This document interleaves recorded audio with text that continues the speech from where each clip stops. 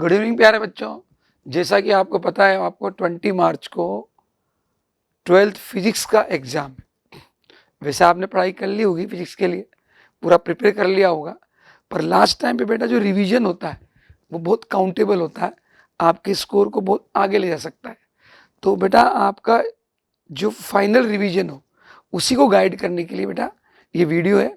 आप जैसा मैं आपको गाइड कर रहा हूँ उस हिसाब से एक बार आप रिवीजन करें तो आपको डेफिनेटली बेनिफिट होगा। तो अपने को रिवीजन कैसे करना है उसके लिए पूरी प्लानिंग से चलना है। अभी तक आपने पढ़ाई कर ली, रजिस्टर पढ़ लिया पूरा, लेकिन अब अपने को फाइनल टाइम पे कैसे करना है इसके लिए मैं आपको पूरा बोर्ड का जो पैटर्न है वो पूरा फिक्स है, ब्लूप्रिंट है, उसी के अकॉर्डिंग पूरा बोर्ड पेपर बनाता है। तो आज अपन उसको डिस्कस कर रहे हैं, वो आपको मैं बता रहा हूँ ताकि आपको फाइनल टाइम पे रिवीजन करने में हेल्प मिले। तो बेटा सबसे पहले आपको पता ही अपने 14 चैप्टर हैं, तो जब भी मैं आगे बोलूँगा चैप्टर नंबर 1 है तो आप समझ जाएंगे यहाँ से। तो ये पूरे 14 चैप्टर अपने हैं, तो इसमें से किस चैप्टर में से क्या क्वेश्चन आएगा वो फिक्स होता है, किस में से न्यूमेरिकल आएगा, किस में से मेजर क्वेश्चन आने वाला है, किस में शॉर्ट टाइप आएगा, वो मैं आपको पूरा गाइड कर रहा हूँ। आप उसी हिसाब से प्रिपरेशन करें। जैसे अपन चलते हैं, आपका जो पेपर का पैटर्न है उसमें प्यारे बच्चों जो सेक्शन नंबर आपके सेक्शन ए है, तो बेटा सेक्शन ए में आपको 21 क्वेश्चन मिलने वाले हैं, जो कितने मार्क्स के होंगे? 1 मार्क्स के होंगे। 21 क्वेश्चन मतलब अपन 21 मार्क्स इजीली ला सकते हैं। तो उसके लिए क्या है आपको कि सबसे पहले 1 से 9 तक जो क्वेश्चन मिलेंगे वो पूरे ऑब्जेक्टिव होंगे। ऑब्जेक्टिव का मतलब आप जानते हो एमसीक्यू है, चॉइस मिलेगी आपको ABCD, पूरा एमसीक्यू क्वेश्चन आए 1 से लेके 9 तक पूरे ऑब्जेक्टिव क्वेश्चन है। अब ये भी किस चैप्टर में से आएंगे वो आपको पूरा गाइड किया जाएगा। एक बार आप ये देखें कि सेक्शन ए जब आप पेपर स्टार्ट करेंगे तो आपको 21 क्वेश्चन पूरे 1 मार्क्स के मिलने वाले, 1 से 9 आपको ऑब्जेक्टिव मिलेंगे। फिर आपको 10 से लेके 13 तक जो 4 क्वेश्चन है वो आपको फिल इन द ब्लैंक्स, मतलब अपन हिंदी में बोले तो रिक्त स्थान जो होता है उसको फिलअप करना होता है, तो फिल इन द ब्लैंक्स के मिलेंगे। उसमें आपको एक स्पेस छोड़ा जाएगा, उसमें आपको आंसर भरना। उसके बाद प्यारे बच्चों 14 से जो क्वेश्चन आएगा 21 तक, वो सारे 1 वर्ड में आंसर देने, 1 लाइन में आंसर देने। कहने का मतलब बच्चे क्या करते हैं, क्वेश्चन आया उसको डिटेल में आंसर लिख रहे हैं। 1 मार्क्स का क्वेश्चन है, साफ साफ लिखा है 1 वर्ड में आंसर देना। वो पूछे इज इट इज पॉसिबल और नॉट, तो आपको यस या नो में देना। ये संभव है या असंभव है, तो आपको वही देना है, संभव है असंभव है। या फिर कोई डेफिनेशन पूछे तो आपको 1 लाइन में जाना। ज्यादा लॉन्ग में आंसर आप दोगे तब भी 1 मार्क्स मिलेगा, और आप यस या नो, हाँ या ना में आंसर देंगे तो भी आपको मिलेगा। कोई डिजिट पूछी, कोई वैल्यू पूछी, बस आप वैल्यू पुटअप कर दें, यूनिट के साथ में आपको 1 मार्क्स मिल जाए। तो आप ये ध्यान रखें कि टाइम को कंज्यूम करें। बच्चे क्या करते हैं, 1 मार्क्स का क्वेश्चन है, लंबा लंबा लिखते रहते हैं, नंबर तो बेटा 1 ही मार्क्स मिलना है, कोई एक्सप्लेन करने की जरूरत नहीं। उसने पूछा ये होता है तो आप उसका डायरेक्ट आंसर दें, आपको डिटेल में डिस्क्राइब नहीं करना है। बोला इसलिए आपको कि 1 वर्ड या 1 लाइन में आपको आंसर दें। तो ये अपना जो सेक्शन ए है वो बहुत ईजी आएगा। कोई भी बच्चा जो रजिस्टर को पढ़ रहा है कंटिन्यूसली वो आप आराम से इसको डील कर सकता है और 21 मार्क्स ला सकता है। 56 में से 21 मार्क्स अपने यहाँ से क्लियर हो रहे हैं। Objective, fill in the blank, 1 word 1 lines. इसके बाद प्यारे बच्चों अपन चलते हैं तो अपना सेक्शन बी स्टार्ट करें। सेक्शन बी में आपको 12 क्वेश्चन मिलने वाले हैं बेटा, और ईच का वेटेज कितना है, 1.5 मार्क्स के। तो आप समझ सकते हैं 1.5 मार्क्स का है तो आपको आंसर अकॉर्डिंग टू ज्यादा लॉन्ग नहीं करना। जैसे अब आप इसमें देखेंगे कि जो 1.5 मार्क्स के क्वेश्चन आएंगे उनमें से 5 पक्का न्यूमेरिकल आएंगे। किस चैप्टर में से आएंगे अभी मैं आपको पूरा डिटेल में डिस्क्राइब करूंगा, पर ये ध्यान रखें कि 12 क्वेश्चन है, 7 आपके थ्योरी बेस्ड होंगे, 5 आपके न्यूमेरिकल बेस्ड होंगे। तो 5 क्वेश्चन आपको न्यूमेरिकल के मिलने वाले, सब 1.5 मार्क्स के, कोई लॉन्ग न्यूमेरिकल नहीं आएगा। बहुत इजी शॉर्ट में फॉर्मूला अप्लाई करो, यूनिट लिखो, 1.5 नंबर मिल जाएंगे। तो आप परेशान नहीं हो कि कोई लॉन्ग न्यूमेरिकल आएगा। बोर्ड के अंदर 1.5 फिक्स किया है तो शॉर्ट में न्यूमेरिकल आएंगे, टू द फॉर्मूला वाले न्यूमेरिकल्स आएंगे। कौन से चैप्टर में आएंगे मैं आपको डिस्क्राइब करूंगा। अभी मैं आपको सेक्शन बता रहा हूं पूरे पेपर का। अब आप सेक्शन सी पे जाएंगे। सेक्शन सी में ओनली आपको 3 क्वेश्चन मिलने वाले हैं और ईच कितने मार्क्स का है? 3 मार्क्स का। ईच क्वेश्चन को कितने मार्क्स दिए गए? 3। तो 3 3 जा 9 है, ठीक है। फिर अपना आपका सेक्शन नंबर डी पे जाते हैं आप। तो सेक्शन नंबर डी में ओनली 2 क्वेश्चन है, मेजर क्वेश्चन 4 मार्क्स के आएंगे। क्वेश्चन आपके पास में 4 लिखे हुए आएंगे वहां पर, इनमें और लगा होगा, इनमें से आपको चॉइस है, एक क्वेश्चन करना है। 4 है, करने 2 ही है अपने को, तो अपने को चॉइस मिल गई 4 मार्क्स के मेजर में कि आपको 1 2 में से केवल एक करना है। ऐसे इनमें भी आपको चॉइस मिलेगी, इनमें से आपको एक करना क्वेश्चन। दोनों क्वेश्चन मतलब 4 क्वेश्चन है, ओनली 2 अटेम्प्ट करने। ईच कितने मार्क्स का? 4 मार्क्स का। तो ऐसे आपका पूरा पेपर बेटा कितने सेक्शन में डिवाइड किया गया? 4 सेक्शन में डिवाइड किया है, 4 सेक्शन में डिवाइड किया गया। एक सेक्शन में 21 मार्क्स, 21 क्वेश्चन 1 मार्क्स के।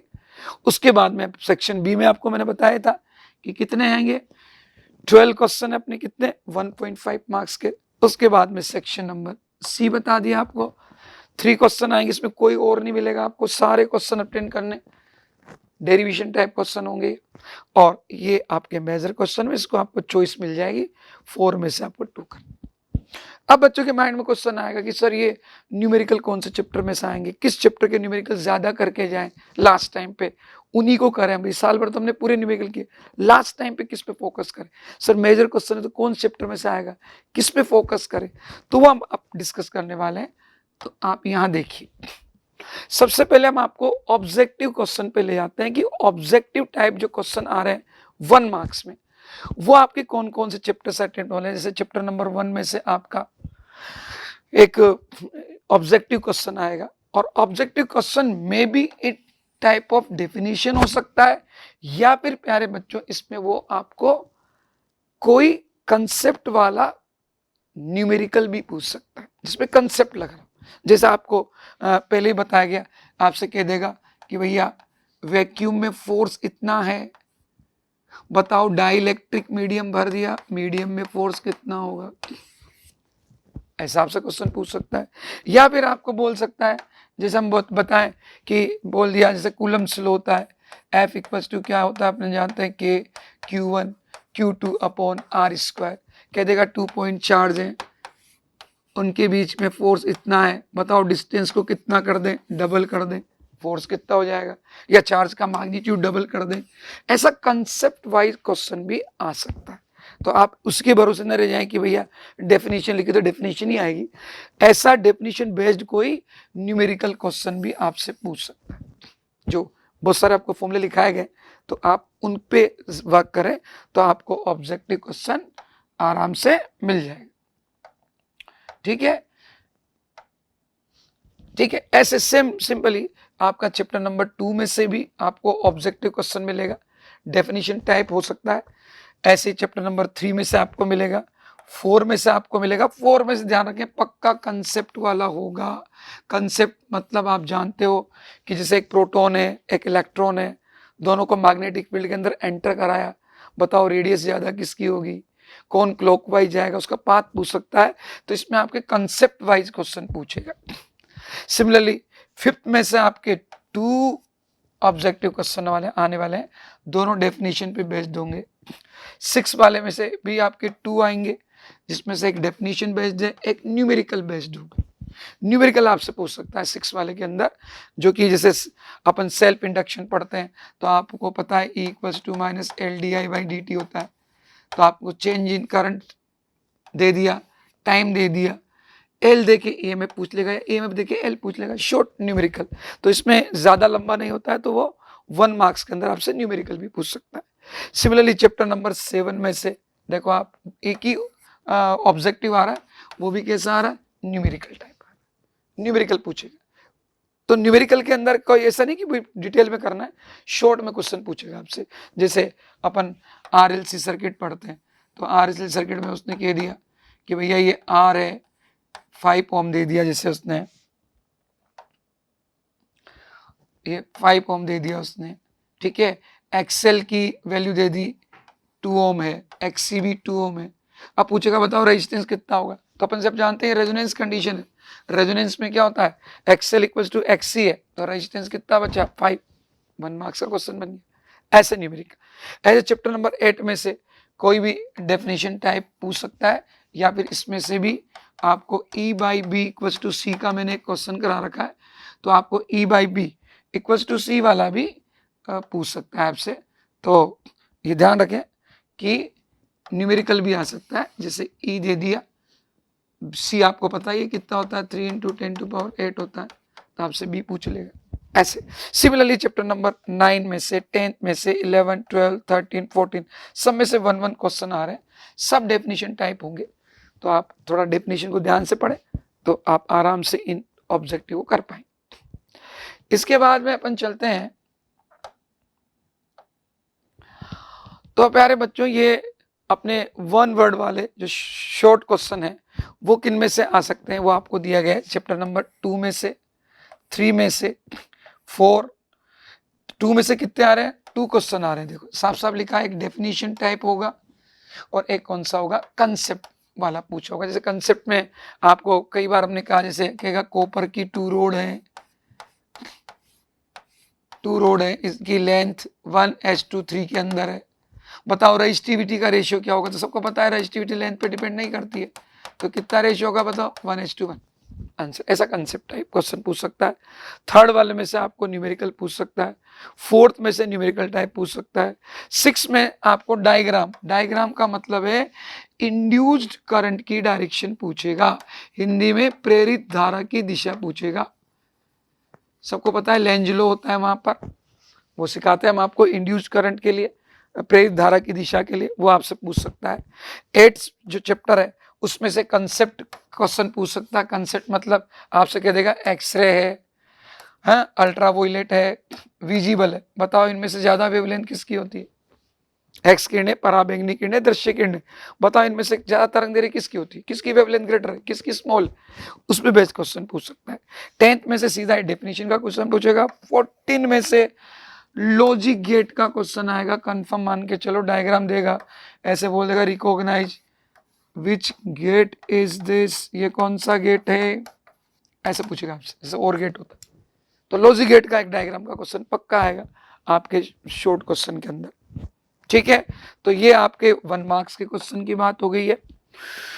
इसके बाद प्यारे बच्चों ये जो मैं आपको बताना चाह रहा था कि जो शॉर्ट टाइप क्वेश्चन है वो 1.5 मार्क्स में से आएंगे, तो यहाँ आपको बिल्कुल साफ साफ मेंशन कर दिया गया है कि जैसे 3rd चैप्टर में से पक्का आपका एक न्यूमेरिकल आ रहा है, और ये मोस्टली किरचॉफ सेकंड लॉ पे बेस्ड आ सकता है, जहां तक ज्यादा चांस है किसका आएगा ये, वैसे आने में सेल का भी क्वेश्चन दे सकता है। ठीक है, लेकिन ज्यादातर कंडीशन है कि किरचॉफ सेकंड लॉ या सेल का क्वेश्चन देगा। तो इसी प्रकार इसमें से 2 क्वेश्चन आएंगे बेटा, एक तो न्यूमेरिकल आएगा, एक थ्योरी क्वेश्चन आएगा। 1.5 मार्क्स की बात कर रहे हैं। 7 चैप्टर में से भी 2 आ रहे हैं, पक्का एक न्यूमेरिकल आएगा, एक थ्योरी क्वेश्चन आएगा। चैप्टर नंबर 9 में से पक्का एक न्यूमेरिकल आएगा, और ये न्यूमेरिकल लेंस पे बेस्ड, पक्का लेंस पे बेस्ड हो, लेंस का क्वेश्चन देगा आपको, लेंस में ऑब्जेक्ट देगा, इमेज की डिस्टेंस पूछेगा या हाइट पूछेगा, तो लेंस मेकर फॉर्मूला पे आ सकता है, लेंस फॉर्मूला पे आ सकता है, पक्का न्यूमेरिकल आएगा चैप्टर नंबर 9 में से, और एक थ्योरी क्वेश्चन भी आएगा 1.5 मार्क्स में।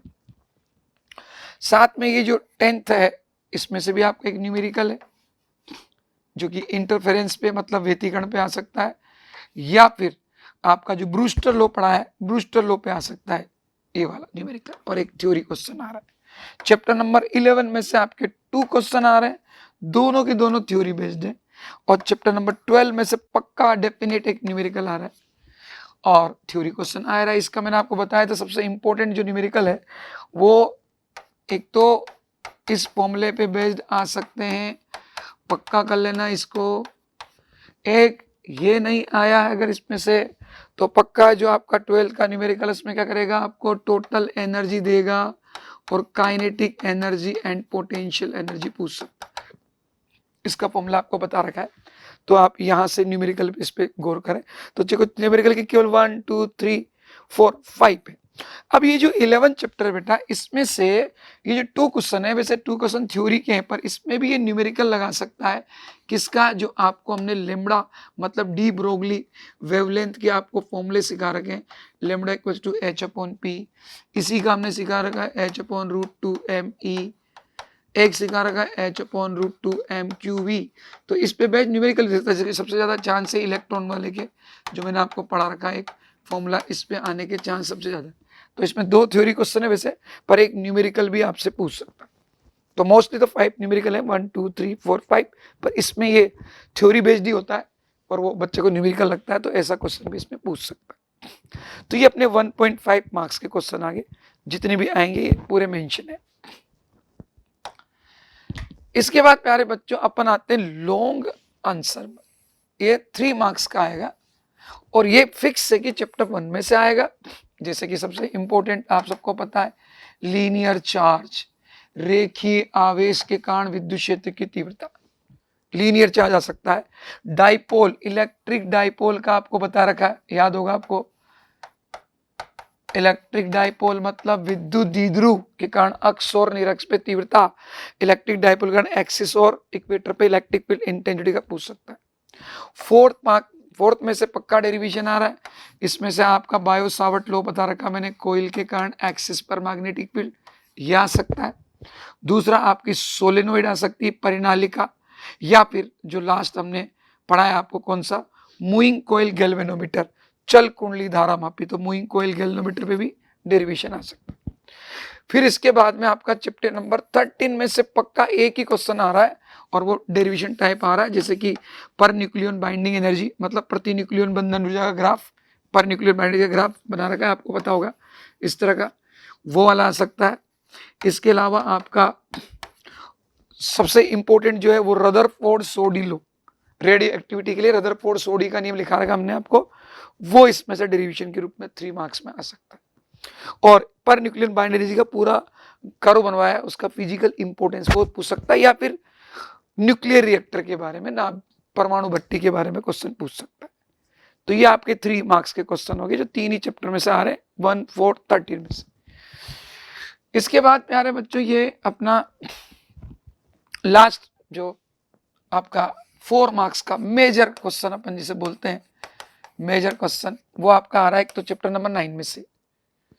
अब चैप्टर नंबर 9 में से आएगा तो आप सबको पता है चैप्टर नंबर 9 में कई बार मैंने बोल दिया, लेंस मेकर्स फॉर्मूला आपका आ सकता है, लेंस मेकर सूत्र आपको पढ़ा रखा है। इसके बाद में आपका कंपाउंड माइक्रोस्कोप, कंपाउंड माइक्रोस्कोप आपका आ सकता है, कौन सा, कंपाउंड माइक्रोस्कोप, संयुक्त सूक्ष्मदर्शी, एक टेलीस्कोप, अपवर्तक दूरदर्शी रिफ्लेक्टिंग टेलीस्कोप, और उसकी कमी बताते हुए परावर्तक दूरदर्शी। रिफ्लेक्टिंग टेलीस्कोप बताओ, उसकी डिसएडवांटेज बताते हुए क्या बताओ आप, रिफ्लेक्टिंग टेलीस्कोप को समझाओ। ऐसे डेरिवेशन क्वेश्चन आ सकते हैं इसमें से। 14 चैप्टर में से अपना जो सेमीकंडक्टर का अर्धचालक का, उसमें से भी एक डेरिवेशन आएगा 4 मार्क्स का।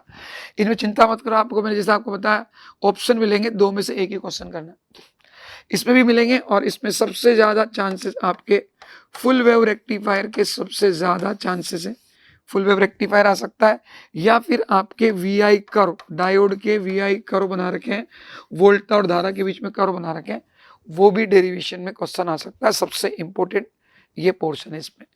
तो इस प्रकार आपका इसमें 4 मार्क्स का मेजर क्वेश्चन क्लियर हो जाएगा। तो ऐसे मैंने आपको पूरा गाइड कर दिया कि न्यू टाइप कहाँ से आएंगी, न्यूमेरिकल कहाँ से आएंगे। सबसे बच्चा न्यूमेरिकल ज़्यादा परेशान रहता है, तो मैंने आपको बता दिया 5 न्यूमेरिकल आने वाले, 1.5 मार्क्स के छोटे क्वेश्चन करो, बड़े क्वेश्चन पे जाने की जरूरत नहीं। 5-6 लाइन में न्यूमेरिकल सोल्व हो जाएगा, वही न्यूमेरिकल आएंगे, डिटेल के न्यूमेरिकल नहीं आएंगे। मेजर क्वेश्चन में ध्यान रखना, उसमें मार्किंग की होगी 1 + 2 + 1 ऐसे। तो सबसे पहले 1 लिखा है तो उसको आप आंसर लिखें तो एरो लगा के लिखें, ऐसे 3 पार्ट में देगा क्वेश्चन को। 2 पार्ट में डेरिवेशन आया, आप एरो लगा दें, लास्ट में कर्व वगैरह पूछता है, एरो लगा दें, ठीक है। एक विशेष तौर पर ध्यान रखना, जैसा मैंने आपको अभी बताया था कि जो चैप्टर नंबर 9 है, चैप्टर नंबर जो 9 है, ये वाला 9 वाला, इसमें से एक कंफर्म पक्का डायग्राम का क्वेश्चन आ सकता है। डायग्राम के क्वेश्चन में ज्यादा चांसेस है इस बार कि आपसे कहेगा ये प्रिज्म है, इसमें कोई भी लाइट रे को वो एंटर कराएगा, ठीक है, और आपसे पूछेगा यहां से इसका TIR होगा या नहीं होगा, पूर्ण आंतरिक परावर्तन होगा या नहीं होगा। इसलिए प्रिज्म का चित्र जरूर देख के जाएं। या फिर कोई कह देगा ये ऑप्टिकल फाइबर है, इसमें किरण गिराएं, तो बोलो इसमें TIR होके कैसे एक स्थान से दूसरे स्थान तक पहुंचती। कहने का मतलब 9 चैप्टर में जितने भी डायग्राम बना रखे हैं, डायग्राम छोड़ के मत जाना, डायग्राम पक्का करके जाना। कोई सा भी एक डायग्राम का डेफिनेट 1.5 मार्क्स में क्वेश्चन आएगा। तो ये हम जो न्यूमेरिकल थ्योरी लिख रहे हैं, तो न्यूमेरिकल तो आएगा, ये थ्योरी क्वेश्चन डायग्राम के रूप में आ सकता है। सबसे ज्यादा चांस आपके प्रिज्म के डायग्राम के, ठीक है। वैसे तो ऑप्टिकल फाइबर का भी पूछ सकता है, लेंस में पूछ ले कि भैया लेंस के आगे हमने फोकस के बीच में F1 और 2FN के बीच में ऑब्जेक्ट रखा, इमेज कहाँ बनेगी, ड्रॉ करके दिखा, वो डायग्राम आ सकता है। ऐसे रिफ्लेक्टिंग टेलीस्कोप का डायग्राम बनाओ, किसी का भी पूछ सकता है, लेकिन डायग्राम का पक्का डेफिनेशन हो जाएगी। तो ये जो थ्योरी क्वेश्चन है डायग्राम का है, ठीक है। तो ये प्यारे बच्चों आपका पेपर का पूरा पैटर्न है। तो आराम से आप पेपर करें, आपको बेस्ट ऑफ लक एग्जाम के लिए। आराम से कूल माइंड से पेपर करें, अच्छा पेपर आएगा, बहुत इजी पेपर। थैंक यू बेटा।